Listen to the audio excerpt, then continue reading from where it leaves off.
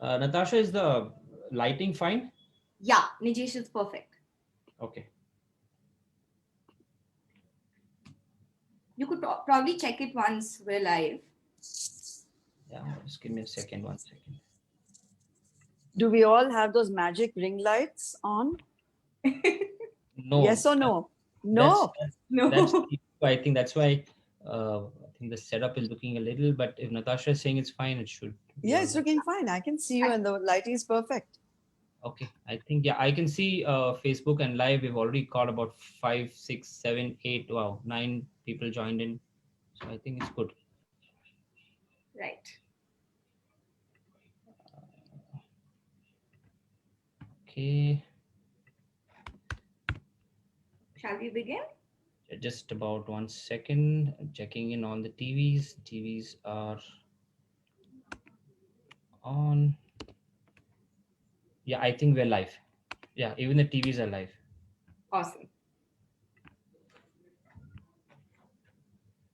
So, hello everyone. Welcome to another special episode of Sapna Rise. I'm Natasha Doshi, and we have someone very special with us today, someone who doesn't need any introduction. We have Miss Shobhaa joining us. Thank you so much for coming to today's session. A little introduction about her. She has been very, very outspoken, very ambitious. She's a columnist and a novelist in India. And she has also been a novel writer, she's been a copywriter, she's been a journalist and a model. Please welcome to Sapna Rise, Miss Shobhaa. Happy Deepavali. Thank you all joining in. It's a great pleasure being on Sapna Rise. I feel wonderful reaching out to those 19 stores, all the readers out there who are watching us right now. I'm sure you're going to enjoy Srilaaji. So listen to us and definitely go look for the book. We're also available online. It's stores with enormous legacy, and it gives me a sense of pride, a sense of honor that here we are in a legendary space which goes back more than 5 decades, 54 years, if I'm not mistaken. So fabulous. And thank you, Natasha, and thank you, Nijesh, for inviting me. Looking forward to our session. Thank you, ma'am. We also have the director of Sapna Book House, Mr. Nijesh Shah. He is an avid reader, but he's also quite selective. So he's here with us Acha. on today's In session. fact, Ms. Shobhade, I'm absolutely stunned by your book. I've never come across a book as bold and as contemporary as this, Thank because you. it speaks so much about the society that we are in, and speaking what the society is, how it's perceived, and the real sense of the surroundings that we are in. It takes a lot of courage, and I salute you on that aspect, that you've Thank gone you. outside the boundary of normal writers who try to make things more applicable to mass reading, but I think you've stuck to your gun in terms of making it very real, and I think kudos to you on that, because I've personally Thank read this book and I've enjoyed it thoroughly. I'm so glad to get a male perspective and a man's point of view, because when we were in the process of looking at the first proof, and my publisher Simon and Schuster and my editor Himanjali were wondering how men would react to a woman like Shilaji, who really does break all the rules. She's very unfettered. She's very herself, and she's quite unique in the choices that she makes, and the choices are unconventional. And the first male perspective that I did get was my husband's. He reads my books with, of course, with a very different level of interest. And he loved Shilaji. He absolutely loved her. And mind you, it's a gentleman of another era talking. And so for him not to be judgmental about Shilaji or the choices that she makes was something that I was so glad. And then the very next day, I was doing the launch of the book with an actor, an actress who I think has broken a lot of boundaries herself. That's Neena Gupta. And when she said she read the book and she was so shocked, and she kept repeating, I'm so shocked, I'm so shocked. And I was so thrilled. I said, my God, if the book has managed to shock Neena Gupta, I must have done something really right. I was delighted to hear that, but also a little surprised. So let me Well, in fact, quickly jump in and actually introduce Shilaji to everybody who's watching us right now. Yeah. So we're in conversation with Ma'am and Nijesh today to actually launch Srilaji. This is the story of a woman who breaks all shackles of Indian society. She is bold, she's ambitious, she's courageous, and most importantly, she doesn't give a damn about the society. So, this is Srilaji, and I'm telling you to everybody viewing, you will not want to put this book down. It's so gripping right until the end. Good to hear that. Thank you very much. Because Sheila ji really uh, came into my life like a gust and took it over and virtually commanded me to write her story. And people think that, you know, I'm talking about some kind of a ghostly presence or something. It's not like that at all. You know, characters sometimes for most writers either come to you fully formed, as Sheila ji did, or you develop them in the process of writing the character. And I've attempted all kinds of characterizations in my books, but Sheila ji was a very, very different experience, even for me, because she was so determined that she should be the star of this book. And she's, like you said, she's a very real person. And the choices she makes are definitely unfettered choices, which makes her a very interesting character. But her conversation, the way she perceives relationships, the fact that she's not afraid of her own sexuality, that she's not afraid of expressing her sexual self. And most women writers would hesitate to take that leap because they would imagine that a character such as Shilaji would offend people because she's unapologetic about her sexuality. But I felt it was very important for women like her to be represented as well. Because quite honestly, a man is never asked to justify his sexuality ever.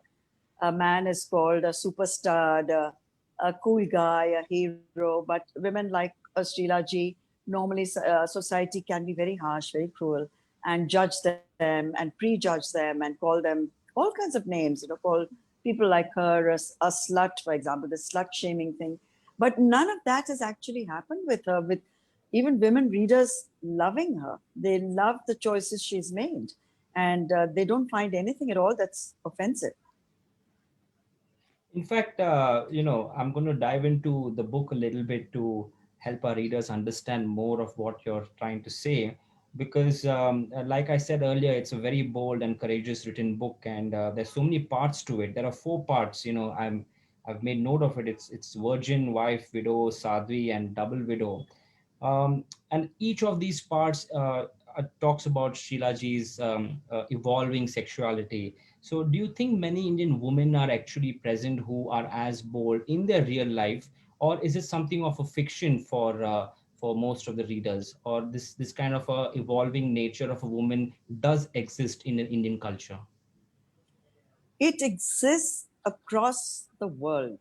It's just that women are so inhibited by all the constraints that society imposes on them, especially in a society like ours, which can be hypocritical, exaggerated in its prudish approach, judgmental, not upfront in acknowledging that women also have a life which is full of fantasies, and they also have their desires, their longings, their urges, which are rarely given a chance to be expressed in a way that is open. So, yes, they exist. I mean, I know Sheila G's. A lot of them lead a secret life. It's not quite as overt as hers is because, like Natasha says, she really doesn't care whether her in laws are going to judge her, whether her children are going to judge her, whether in her buaji is judging her, or even the staff at her home, how they see her, what they think of her, whether it's the maid, chunki, or the drivers. She really doesn't care. She is so, in a way, self assured and willing to pay the price for self assurance because women do have to pay a price. Women can't say, this is who I am, this is how I'm going to be, and take it or leave it, because it can get extremely difficult for women to play out what they are, to play out and be true to themselves. But she has the guts to do it. I think, yeah, it shows across the book in terms of, how self-oriented is she. And like you rightly said, she doesn't care because there's a right to a person's life, and he or she can live the way they choose. And the society more or less acts like a hypocrite in terms of deciding how a person should behave and how a person should be like. It's more like, oxymoron most of the time, because they themselves don't behave in the same way. But it's more about perception. And Yes. but you've beautifully put it across in the book. And it describes. And I'm happy to know that many women across the world, even if they live a secret life in such sort, but still they're living their independent life. Yeah.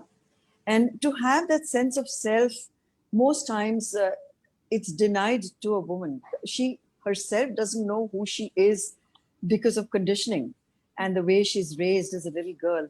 And I think in Shilaji's case, which was pointed out to me by Neena Gupta as well as a few other readers, her self sufficiency uh, probably arises because of parental neglect, an absentee father, and a mother who's has emotional and mental challenges, and she's left to her own devices. There's no guiding force, there's no moral compass. Who is she even going to talk to about the book starts with her getting her first period, and if there is no adult to tell you what that actually means, what the implications are. And this is true of even 2020 India. A lot of little girls are just left to figure things out for themselves because it's taboo. The subject of menstruation is taboo. The subject of their own sexual awareness, awakening is taboo. All we can keep telling them is that they have to be careful, they have to be protected, but not why and not how. So a lot of Sheilaji's initial, almost instinctive responses to herself, her body, her sexual awareness is just that, instinctive. There's nothing and no one to guide her. Absolutely. And I kind of feel this brings me to another question, that she is searching for her own identity. She is in a traditional household. There's a Marwadi setup, there's a Marwadi family, and they also have, since they're based out of Calcutta, they have that Bengali culture as well. So, in such a setting, a young Shrilaji is set out to kind of find her own identity. In Yeah. this case, what do you think she's trying to teach us? She's breaking rules one by one, but what is she trying to teach us? I think what she's probably attempting to do initially when she's struggling to find, like you said, her own identity, is to establish a certain truth about her own self, her own nature, her own uh, very transparent outlook to life. She's a non-conniving, guileless woman. She's not playing games with anybody. She is so transparent. Actually, it goes against her Right. in the long-term interests, because a lot of people can't deal with that kind of very truthful Hmm. conversation. A lot of men may get completely put off, as it happens in her case as well. And she's very lucky that she marries the man she does marry, because he truly understands her, loves her, accepts her exactly the way she is. He doesn't want to transform her, change her, get her to fit into any kind of a mold, despite him being, again, born into a very, very conservative joint family system, and knowing fully well that Srilaji is anything but a Marwadi bahu who's going to fall in line and play ball with the others. Yeah. And then again, it is that kind of unconditional love and support that she gets from him Hmm. that helps her to get ahead on her own terms.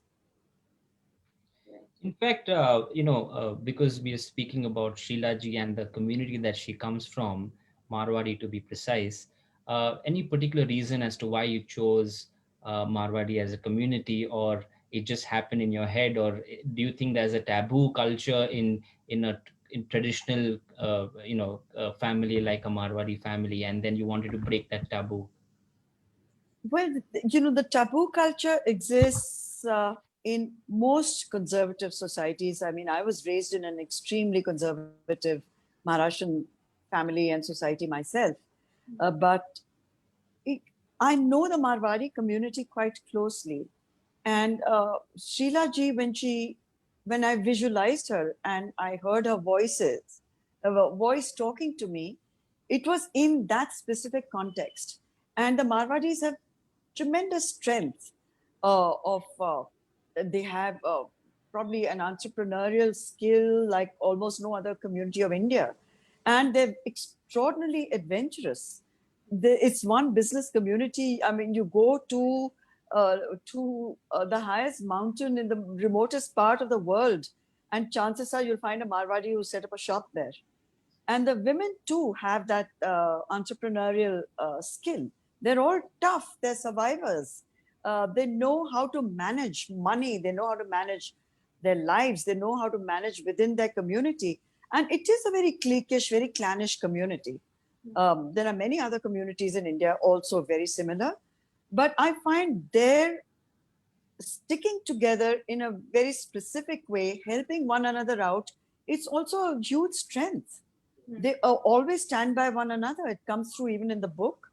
And they don't discard Shilaji, which or reject her for breaking the rules, because they don't want to bring shame to the community. That's how strong community feelings are. And I like the fact that a girl like that in a conservative Marwadi family and situation can get up and do exactly what she wants, even at the risk of, well, just about everything. But then again, I have known so many Marwari families and young brides, young bahus, who do get into a situation where they know nothing about their future husband, except that he comes from a business family and has a lot of money, and it's money marrying money. And anything else is a bonus. If they happen to like each other after that, fabulous. But if they don't, it's still an arrangement that works. 90% of the time, it works. There's one particular line from the book that just gripped my attention. I'm going to Harvard whether you like it or not. That's what Srilaji tells her husband. You Yes, projected her as a very, very independent a woman, and she yes, goes on to break so many of the traditional norms that a bahu is supposed to have. So, yes. do you think this kind of attitude actually works in today's setup, in today's Marwari families? Well, I have seen it firsthand. I have seen a lot of young girls going ahead and planning their lives and doing what they want to do. But it hasn't always panned out the way it does for Shilaji. They've had Right. to also pay a huge price for it. Hmm. They've been either ostracized from the family, or the husband has broken away from the wife, and they've led these separate but together life, which is not what Shilaji uh, ideally wants. And it's certainly not what Squirrel, her husband, wants either. And like I said, they have a good bond, they have a very good understanding. And he accompanies her. So the family is also in that sense. They don't feel, oh my God, Bahu will be bhag jayegi, or she's going to be the talk of our community for taking such a decision and going off to Harvard for a summer course. I know ladies who've done it from this community, but it's always been with a lot of conditions, and most of the time they've gone escorted, or at least had family in Boston or around Boston to sort of keep an eye on them. So these are tough calls, but she's a tough lady, this Srilaji. Absolutely. I want to dwell a little bit upon the relationship between Shilaji and Squirrel, though Yeah, there's mention of the actual name. yeah, But on the outside, we see that there's a lot of openness in their relationship, and she's accepting him being homosexual man, and he's accepting Shilaji being very open-ended. But deep down, when you really read the finer lines and you try to understand the relationship, what I could perceive is that there's a lot of trust, there's a lot of care towards the end, yes, there's a lot of love. So can you yes, help us understand more about the inner qualities of yeah. Shilaji and Squirrel, and what kind of relationship do young couples and people in India to look at? The dynamics in this case, again, are not that unique. Uh, Most people would keep this like a family secret. It's guarded with a kind of a ferocity. They will never ever acknowledge that maybe their son happens to be a gay person who has a partner who he actually falls in love with, and that the wife is okay with it, not because she's indifferent to him. There's a huge difference between being indifferent and saying I really don't give a damn whether you have a male partner, female partner, or multiple partners. It's not that. There's a great deal of, like you said, trust and tenderness in their relationship, and she understands his need to whatever he finds in Shomitro. She understands that, and she herself is a bit of an adventurer, and maybe he understands that too, that her appetites are different and he can not really fulfill those, though they continue to have a good marriage till the very end. It is a marriage based on a lot of mutual respect. A lot of the time, that is the one quality that's missing in modern marriage, was missing in earlier marriages too. They could have, on the surface, there'd be propriety. They're together, they're a couple, they go everywhere together. No one outside the bedroom would even know what is happening inside that bedroom, whether the relationship is faked, whether their sexuality, whether they have any relationship at all, whether it's sexual or emotional, that there are no real bonds, but it's all there for society's acceptance that, oh, this is the ideal couple. They are so together, they've produced a boy and a girl. The joint family is there around them. Even Uh, bigger. yeah, exactly. So I find that it's more human to accept that the partner who you've married, who you really have no idea and no knowledge of anything about his life, just as he has very little knowledge other than what she chooses to share with him. And this is modern marriage even today, not just in the Marwadi community. The two families get together, the boy and the girl meet for maybe 10 minutes, 15 minutes, maybe they go on a few dates, and boom, you're married. And that's going to be your partner for the rest of your life.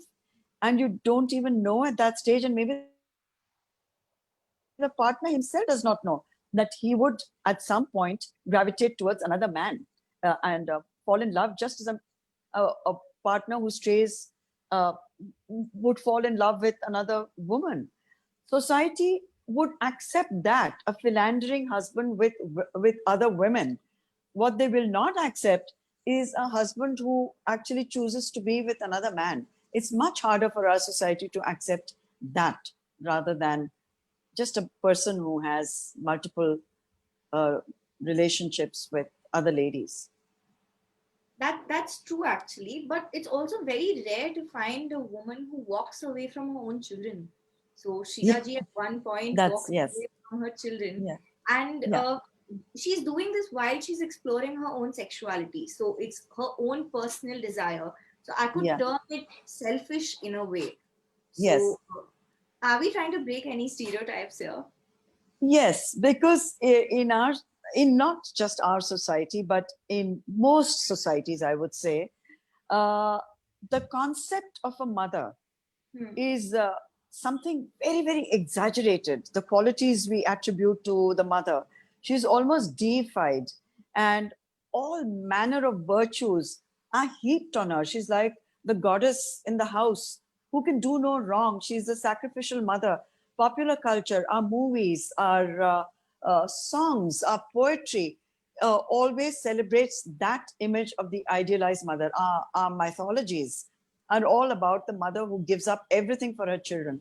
But there are women like Shilaji. They actually don't like motherhood. They don't like children. And they oblige their partner, they oblige their family, and they dare not ever express their true feelings that they really don't like their children. It's considered the worst kind of crime for a mother to say, I don't like my children. And society does judge women like that. And they're called selfish, they're called cruel, they're called all sorts of things, insensitive. But I know so very many men, fathers, husbands, who have no time for their children, do not like their children at all, do not invest of themselves in their children, but no one judges them. They walk away from their kids, but no one says, oh, what kind of a father are you? So, yeah, in a way, maybe I was, but not consciously so, saying that, well, there are people like Srilaji, and just as we don't judge men and we use a different yardstick, maybe we should try that this time. It is her choices are unconventional in any case.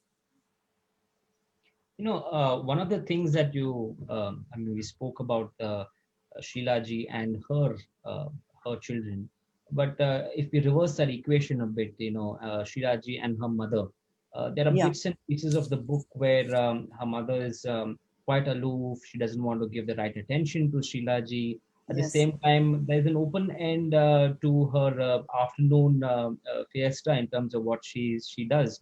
So can you throw some light on, where does she go in the afternoons? I don't think it's mentioned in the book anywhere.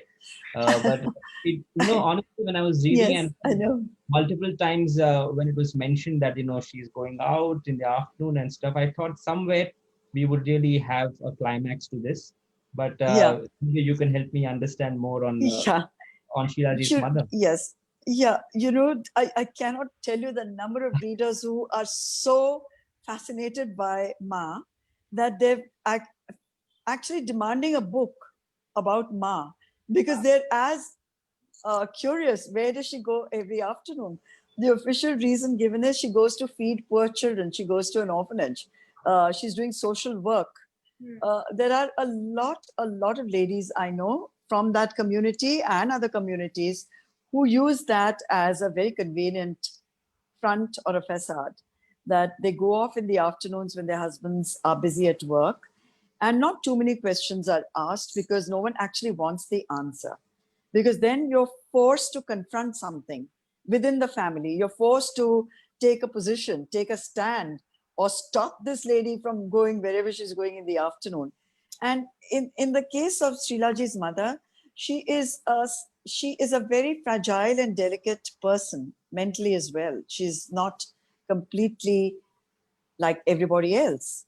So she could be visiting a psychiatrist, she could be having a lover, or she really could be feeding poor children. She could be visiting a temple and praying all afternoon. She could be at a beauty salon. She could be many places. The point is, she doesn't want to be home. She's running away from the reality of that home. She feels claustrophobic in that setup, and I think that's really what it is. So if there is a sequel, I'll have to then figure out what to do with Mars It does afternoon. give She's, the imagination a run for the money, because yeah, we try because the entire book is has a lot of conviction on people, characters specifically. yeah, And Ma, like you rightly said, she's a little open-ended. We still don't understand her as much as we understand Sheilaja now. But yeah. that's But how it she's is. mysterious. She's a mysterious lady, a fragile, delicate presence. She's more like a presence than an actual human being with the kind of traits that one would associate even with a highly troubled human being in a situation like that. She's like a presence, and a very, very enchanting presence, if I may say so. And Srilaji longs to connect with her mother, longs more than anything else to understand a mother's life. And maybe in her own way, she accepts and forgives her. Yeah. She's very enigmatic, I can say. Yes, lovely word, yes. There's actually a very interesting question on Facebook as we're live streaming this there from Mridu Agarwal. Do you think you and Srilaji would be friends in real life? Oh my God, besties. Besties for sure. But I'm not sure Shilaji would find the time for me. I'd really have to impress her a lot. So I think she's quite into her own self and her own world. And she's not a girlfriend kind of a person, whereas I'm very much a girlfriend kind of person. So I would be the one sucking up to her and hoping to, get time with her. So yes, but yes, I would love to hang around a Srilaji. Everything about her life would interest me. Wow. That's nice to And hear. you think Shilaji is a perfect fit for a big screen movie, because we've seen a lot of writers and a lot of writing that has gone well with the mass, being taken up into the big screen. And I think this subject is something which really people need to be educated upon in terms of how to accept society, or rather how Yes. society should accept people. So you think there's something around the corner in terms of Shilaji coming on the big screen? Well, there have been proposals, but at the moment, I'm just looking at stuff because I'm not sure. The future of cinema right now, huge question mark. And OTT platforms are pushing the envelope much more in terms of content, performances, unconventional choice of lead actors. I find that a much more exciting platform to be on for someone like a Srilaji than taking the conventional Bollywood movie route or something of that sort, because that will lead to a sense of inhibition and censorship and so on. And it's at the end of it all, it's a very intimate story. It's a very intimate look at a woman's inner life and her being. It's not like mass entertainment kind of a thing. It's more thought provoking. So let's see how that goes. How long did you actually take to write the book? How was the whole process of writing, and what was your routine like while you were writing Srilaji? I write at a manic pace in any case. It's like I write like a possessed woman in a very frenzied kind of a way. And when that energy is there, it's all consuming. And I really want to write it with all the passion that I can put into the storytelling. And it's very organic. I mean, I may start off with an outline, but I rarely stick to it. So that was the same case with Srilaji. And also, you have to remember that I had another book out, The Lockdown Liaisons, which was around maybe a month, 2 months, 3 months before Shilaji actually was launched. And that was again written in that frenzy and in a sense of panic because the whole world was going through what it was going through. And as a chronicler of our times, as someone who is very much in the now and in the moment, I wanted to record this moment in history because it's so unprecedented and we really didn't know whether we'd be able to even take our second breaths. We didn't know whether we'd wake up. At that time, there was a lot of ignorance, a lot of fear about the virus itself. So these were stories about people dealing with that initial first wave of not knowing what it meant and the self-isolation and these new normals and just the feeling of loneliness. And the biggest hit, I think, was relationships. And we're going to be dealing with that for the next 10 years. The lockdown relationships, which went for a toss because all the things we thought we could take for granted, the people we thought we could take for granted, uh, everything changed. And even couples who'd been married for 20, 30 years were ready to kill each other because they hadn't shared that kind of enforced togetherness and time for so long. And they discovered that, oh my God, is this really the person I want to spend the next 20 years with? Because a divorce lawyer friend of mine said she's never received as many phone calls as she did, even though the family courts, I mean, things were closed. And there were people desperate enough to say, can you even get us an online divorce petition? Can you even file that? Because I can't take it anymore. So we're going to see a lot of changes go down the line with the whole pandemic. And there's going to be a whole pandemic school of literature eventually, the lockdown literature. Yeah. So yes, so I write in a certain rhythm and a certain way, which comes naturally to me. I write like the Ganga in torrential flow, and I really don't know how else to do it. So it took me about perhaps a good 6 or 8 months to complete Srilaaji. Wow. And yes, I think it was 6 or 8 months of very intense involvement with the character. If I had kept her on hold, she would not have been Shilaji. Right. In fact, one of the questions that the readers have asked in terms of the genre of the book, those who have read the book, they're a little confused in terms of, maintaining this as a fiction genre, because there's something called as the erotica genre also, which has come up. So Yeah. do you see that, erotica is something which fits well with this kind of a writing, or it's far beyond of, it's not as much as the 50 Shades of Grey that we know of the West? Yeah.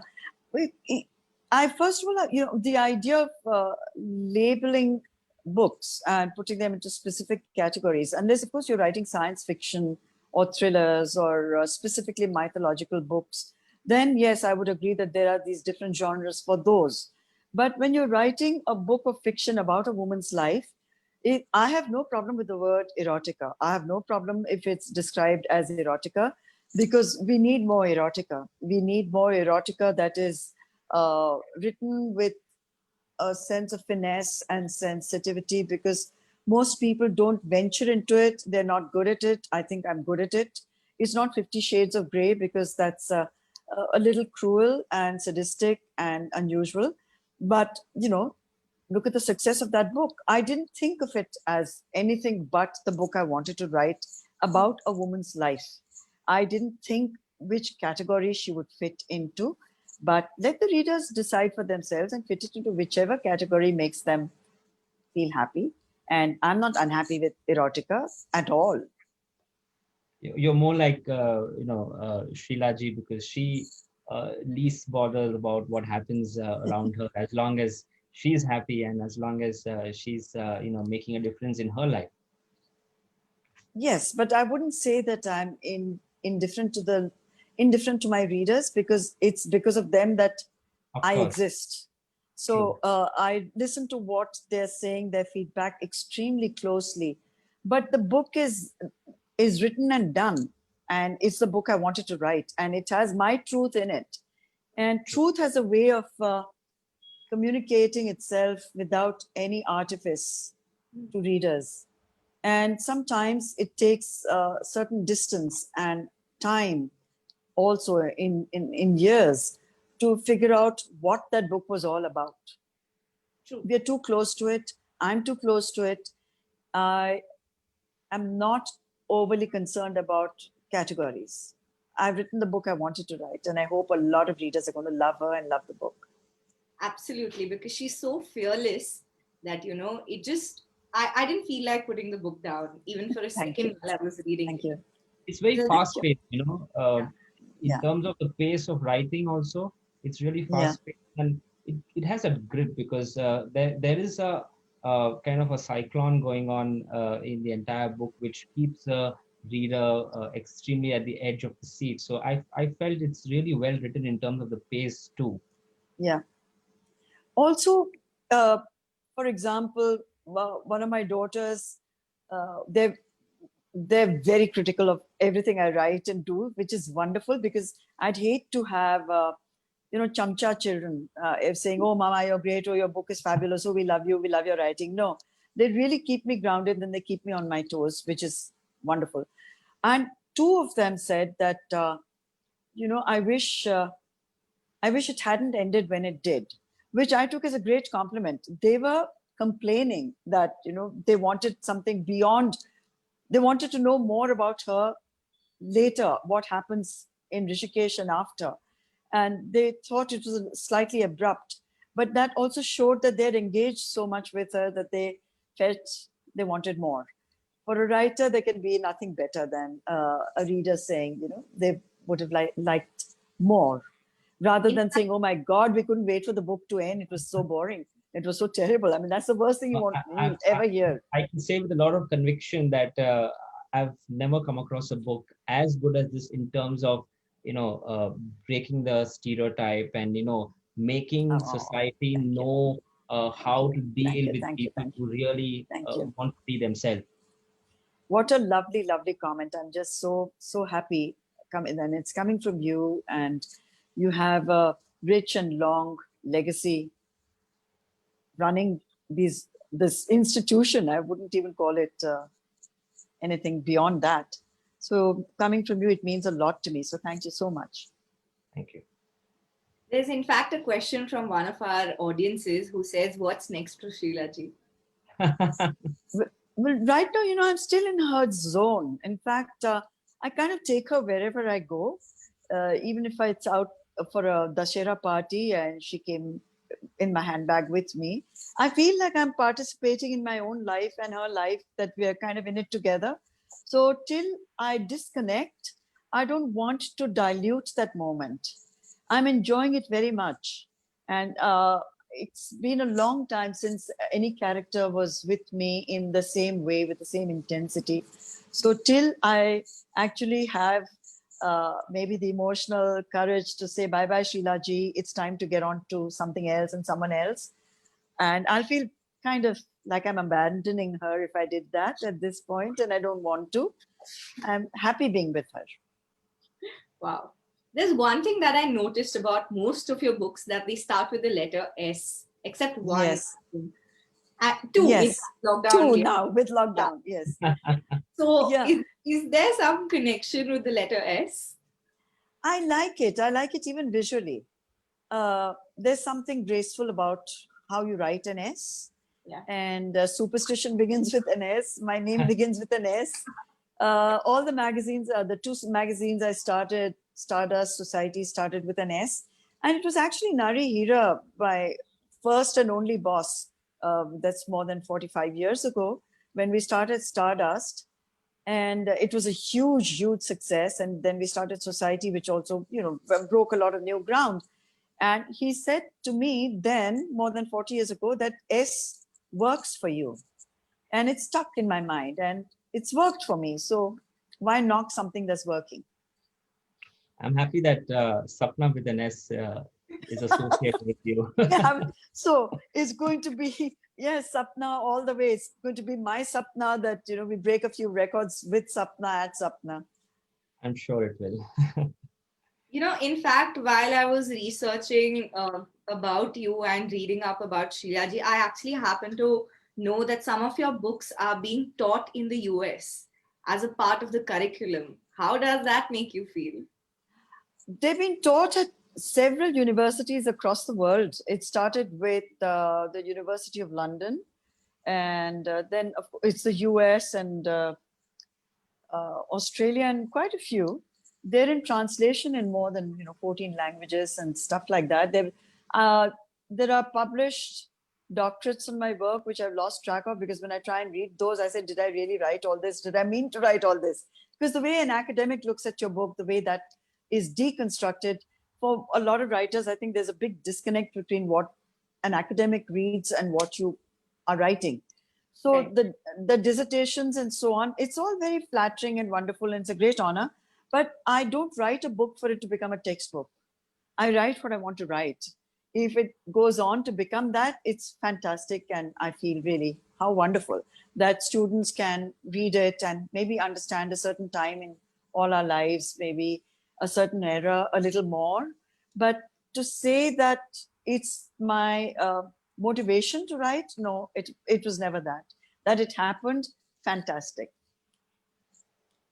In fact, as hard it is to keep your book down, it's even more hard to not talk to you, because you're such a overwhelming and enterprising personality. And we've of course heard about you, read about you in the papers, and read your books now. And speaking to you live is something of an honor. And we have a couple of more questions before we could unfortunately call the session a Yes. day. But that's how it is. So I think, Natasha, there are two questions by the readers. You'd like to take one of it? Uh, Anil asks us, why do you address a gay or a homosexual as a male or a he gender in the book? Okay. Good question. It's something to think about because I didn't think of addressing that person as anything else. Frankly, maybe it's my ignorance. It wasn't for lack of sensitivity at all, Okay. just ignorance, I guess. I didn't think of addressing the person any other way. Right. I think there's one more question which is Abhay asked. asks, Yeah. would you say there are qualities of characters from other books in Srilaaji too? Well, my women characters have been uniformly pretty out there in their lives and their choices. And they've never been, bichara women, like walk all over me, I'm your doormat kind of women. They've always been women who are pretty sure of what they want in life. They're not victims, they're not martyrs. So beyond that commonality, I don't really see anything else. She's quite a character by herself, in herself, quite unique. Wow. And I think the last question, which I personally wanted to ask you, is from your 30s to your 70s, you've lived a large life. Which part of your life excites you the most? Is it living in the moment, or there were bits and pieces of your life which were when you were young, or you are still very young, but in terms of your younger days, or is it something that, it happens every day you wake up and see a new sun shining upon you?